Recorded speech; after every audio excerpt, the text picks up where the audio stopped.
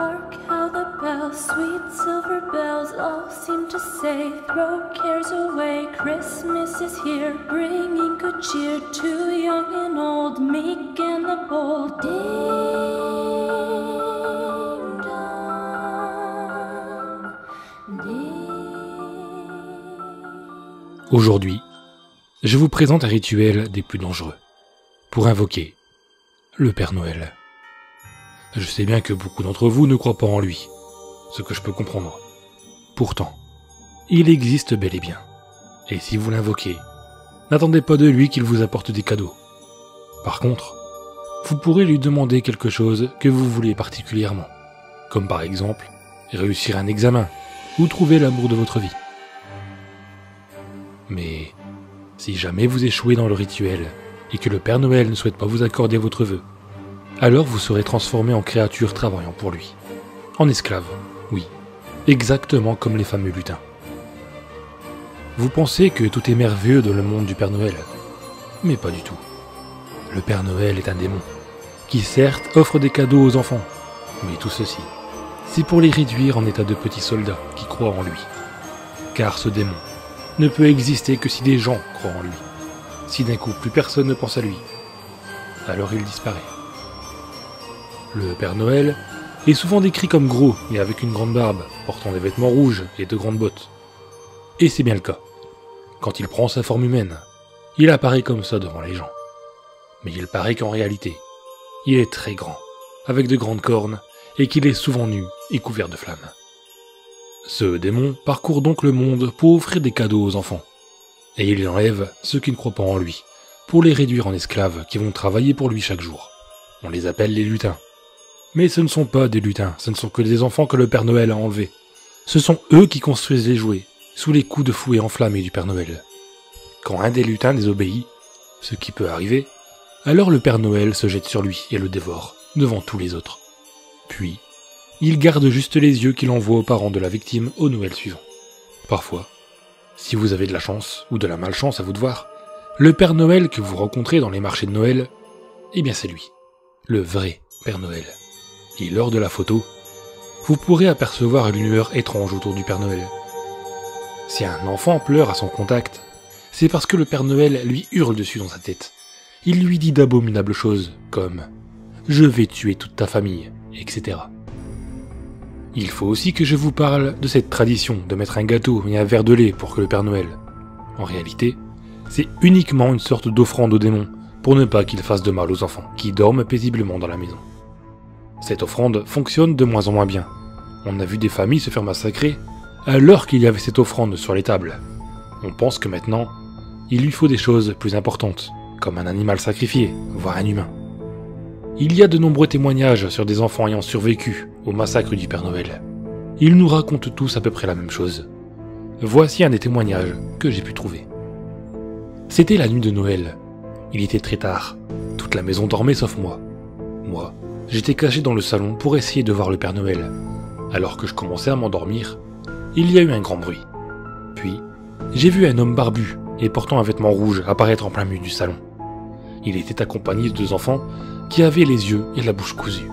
Leurs mains étaient coupées, à la place, c'était des lames de couteau qui étaient plantées dans leurs moignons.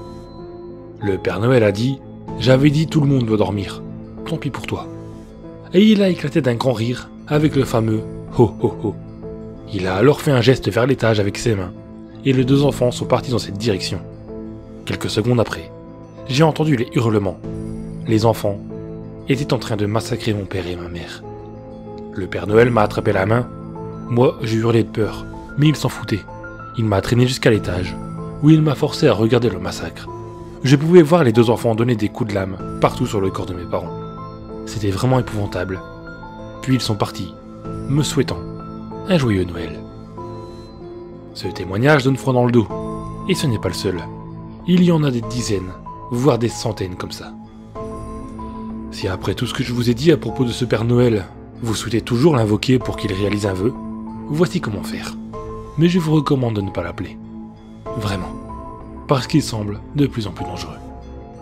Pour ce rituel, voici ce dont vous aurez besoin. Quelques branches d'épicéa, de bougies et une lame tranchante. C'est tout ce qu'il vous faut. Vous pouvez maintenant invoquer le Père Noël à n'importe quelle date.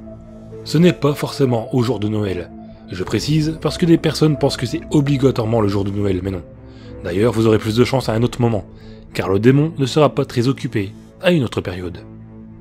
Après 11 h du soir, asseyez-vous sur le sol dans une pièce toute lumière éteinte. Puis, allumez les bougies que vous placerez à vos côtés. Placez les branches d'épicéa devant vous, puis dites « Petit Papa Noël, quand tu descendras du ciel avec tes jouets par milliers, n'oublie pas mon petit soulier. » Oui, c'est exactement comme dans la célèbre chanson. D'ailleurs, cette chanson a été inspirée par le rituel, bien que presque plus personne ne le sait maintenant. À une époque, le Père Noël était souvent invoqué, sans que les gens ne s'en rendaient compte.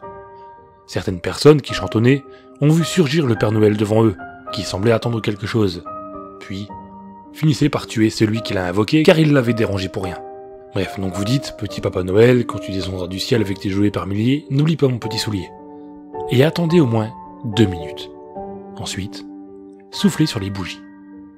Normalement, si tout se passe bien, vous allez entendre un gros bruit. Puis le Père Noël apparaîtra devant vous. C'est aussi simple que ça. Il ne vous demandera rien. Il va juste vous regarder. Si vous ne dites rien, il va vous trancher la tête. Car vous l'aurez dérangé sans aucune raison. Donc n'hésitez pas à parler. Dites-lui ce que vous voulez. Par exemple, Père Noël, je souhaiterais avoir mon permis de conduire. À ce moment, le Père Noël fera son célèbre « ho ho ho ».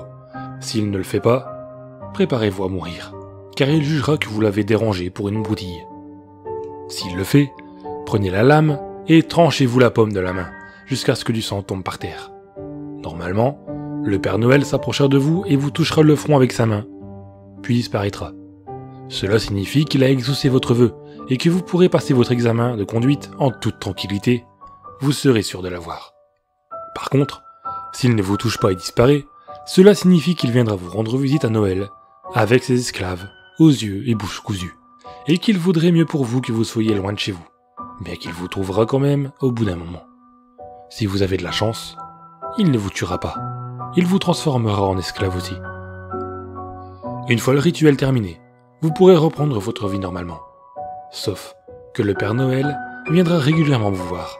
Chaque Noël, assurez-vous qu'il y ait une offrande pour lui, car s'il n'y en a pas, il vous le fera payer très cher. Encore une fois, je vous déconseille de faire ce rituel. Vous avez beaucoup plus de chances de mourir que de réussir. Et puis, j'ai réussi à avoir des témoignages de personnes l'ayant réussi, et ce n'est pas rassurant non plus. En voici un. J'ai fait le rituel pour invoquer le Père Noël. Je l'ai réussi. Il m'a touché le front. Puis il est parti. J'avais souhaité réussir mon bac. Ça a marché. Je l'ai eu avec mention, sans même réviser un seul cours. Mais toutes les nuits, quand je dors, je vois des enfants en train de travailler sous une chaleur épouvantable. Ils fabriquent des sortes de jouets. Et parfois, un d'eux reçoit des coups de fouet qui lui lacèrent le corps. J'ai même vu une fois un enfant se faire crever les yeux avec une longue tige de fer brûlante, parce qu'il avait dit non à un ordre. Celui qui lui a crevé les yeux était un autre enfant. C'était épouvantable comme scène, et tellement réaliste. Des témoignages comme ça, il n'y en a pas beaucoup hélas, ce qui prouve que réussir les rituels est assez difficile. Bon, maintenant je vais vous parler des jouets. Vous vous doutez bien qu'il ne les fabrique pas par pure bonté. On sait qu'il le fait pour que les enfants continuent de croire en lui, mais aussi, et surtout, les jouets sont bien entendu maudits. Si un enfant joue avec un jouet que les esclaves du Père Noël ont vraiment fabriqué, alors celui-ci sera en état de déprime permanente, et le jouet absorbera toute vitalité de l'enfant. Celui-ci sombrera dans la dépression, et se suicidera quelques années plus tard. Le Père Noël se nourrit de la joie des enfants. Il aspire toutes les joies qu'il peut recevoir, notamment quand il reçoit les lettres de commande. Il aspire toutes les ondes positives, et les enfants reçoivent des ondes négatives. Pas énormément, mais assez pour qu'ils se sentent tristes.